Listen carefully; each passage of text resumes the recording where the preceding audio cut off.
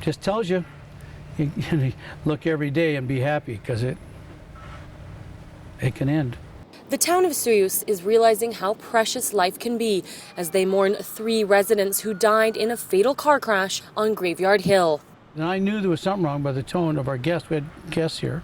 I said, well, what happened? Well, Bernie's in the hospital. I said, what do you mean Bernie's in the hospital? Well, there's been an accident and Diane has passed. The doctors told me that he had a broken arm and he looked in pretty good shape. He took a turn for the worst and they ordered an air ambulance and he passed before. Brock Payton had been friends with one of the victims, Bernie Lee, since the 1960s. The two had worked together in Montreal. Then, 10 years ago, Payton had convinced Bernie and his second wife, Diane, who died at the scene of the accident, to move to Osoyoos and retire. I loved Texas Hold'em. We're all friends of the fish, which is a fly fishing club. Bernie went with us for 15, 20 years. Oh, and he loved cooking. Di was a great chef.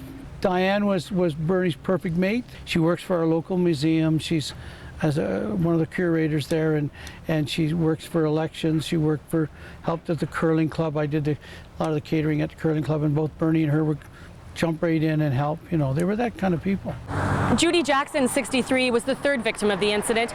It appears she was headed northbound along Highway 97 when she crossed the center line in her Dodge Caravan, colliding head-on with the Lees.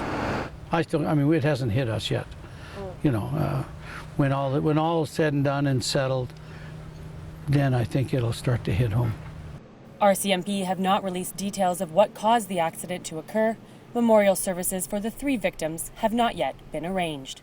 Jen Zielinski in Osoyoos for Castanet News.